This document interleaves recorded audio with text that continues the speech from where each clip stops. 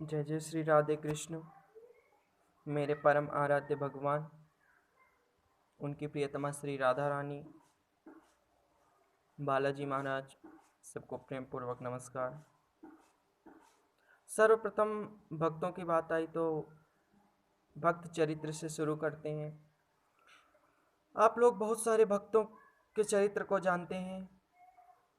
उनमें से मीराबाई, बाबा तुलसीदास, बाबा सूरदास, रसखान जी, बहुत सारे भक्त आते हैं, कवि आते हैं।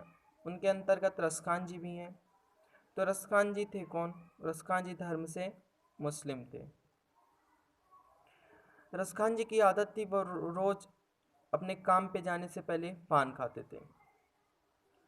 तब उनको भगवान कृष्ण के बारे में कुछ भी नहीं मालूम था। अब रसखान जी रोज की तरह एक दिन दुकान पे गए पान खाने के लिए। दुकान वाला अपनी दुकान को बढ़िया रंगाई करवाया था और उसमें एक बाल गोपाल की तस्वीर लगाया था। रसखान जी देखते हैं, अब उनको तो मालूम नहीं कि ये भगवान है। बोलता है कि अरे भाई, बच्चा तो बड़ा प्यारा है, लेकिन एक कमी है। दुकान वाला बोलता है कैसी कमी? बोलते हैं कि इसके पाँव में जूतियाँ नहीं हैं। अब रसखान जी से ये बात सुनता है दुकान वाला, बोलता है बड़ी फिक्र हो रही है तो जाके तुम ही जूतियाँ पहना दो। रसखान जी बोलते हैं अच्छा, घर कहाँ है इसका, मैं पहना दूंगा। बोलते हैं वृंदावन चले जाओ, श्याम नाम बता देना, यही नाम है, वृंदावन में रहता है, मिल जाएगा। अब दुकान वाला तो रसखान जी का मजा ले रहा था। उसको रसखान जी को क्या मालूम कि ये भगवान है। रसखान जी दूसरे दिन जूतियां लेकर जाते हैं, वृंदावन चल देते हैं। अब जाते हैं, सबसे पूछते हुए ढूंढ रहे हैं रसखान जी को। श्याम नाम का बच्चा है, वृंदावन में रहता है, छोटा सा प्यारा सा है, बाल घुंघराले हैं, नैन उसके कजरारे हैं, बहुत कुछ बताता है। रसखान जी वो पहचान बताते हैं जो दुकान वाला उनको बताया था। अब रसखान जी वृंदावन पहुंच जाते हैं, सबसे पूछ रहे हैं लेकिन कोई बता नहीं रहा है।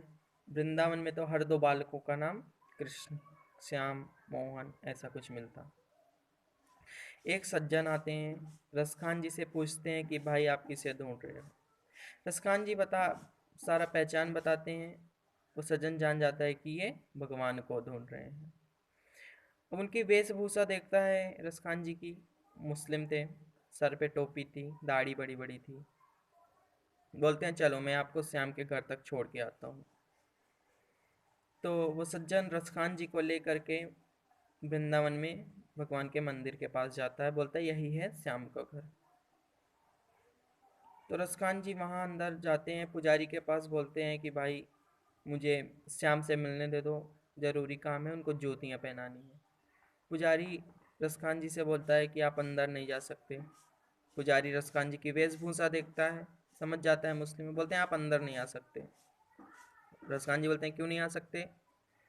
बोलते हैं अब समय हो गया है, अब आप अंदर नहीं आ सकते, मंदिर बंद करने का समय हो गया है। बोलते हैं बहुत रसखान जी बहुत सोचते हैं कि अंदर जाने को मिल जाए, लेकिन अंदर जाने को अनुमति नहीं मिलती। रसखान जी सीढ़ियों पे ही बैठ जाते हैं, बोलते हैं कभी तो घर के बाहर खेलने आएगा श्याम। रसखान जी को मालूम नहीं है अभी तक कि भगवान है। रसखान जी सोचते हैं कभी तो घर के बाहर खेलने आएगा, जूतियां पहना दूंगा। अब रसखान जी सीढ़ियों पे बैठ जाते हैं। सवेरे बैठते हैं रसखान जी, शाम हो जाती है, फिर रात हो जाती है धीरे धीरे, लेकिन भगवान बाहर नहीं आते। अब रसखान जी पूरी रात जाग रहे हैं, बाट देख रहे हैं कि श्याम बाहर आए, मैं जूतियां पहनाऊं। भोर होने वाला था, तब तक कुछ खटपिट की आवाज़ आती है, रसखान जी के कानों में जाती है। रसखान जी सोच रहे हैं कि कोई आ रहा है, इधर उधर देखते हैं चारों तरफ, लेकिन कोई नहीं दिखता। जब रसखान जी की निगाह नीचे झुकती है तो देखते हैं कि क्या, भगवान बाल रूप में रसखान जी के समक्ष बैठे हुए हैं। रसखान जी देखते हैं और तुरंत समझ जाते हैं कि ये भगवान है। भगवान के लिए जूतियां लेकर के आए हैं, भगवान के पाँव में पहनाते हैं। बोलते हैं प्रभु आप इतना देर क्यों कर दिए आने में? भगवान बोले छवि जैसी तू मेरी बसा के दिल में लाया, उसी ही रूप में मैं तुझसे मिलने आया। भगवान बोलते हैं कि आप अपने दिल में मेरी बाल रूप की छवि बसा करके लाए हो, इसलिए मैं गोकुल से पैदल आया हूँ। मैं गोकुल से पैदल ब्रजधाम तक आया हूँ केवल आपके लिए। अब रसखान जी भगवान से मिलते हैं, उनके मन में कृष्ण के प्रति प्रेम जागृत हो जाता है। वो तब से कृष्ण के पदों को लिखने लगते हैं। 9वीं या 10वीं कक्षा में मिलता है ना रसखान जी का पद। 9वीं 10वीं कक्षा के विद्यार्थी जानते होंगे, मैं भी पढ़ा हूँ 10वीं में।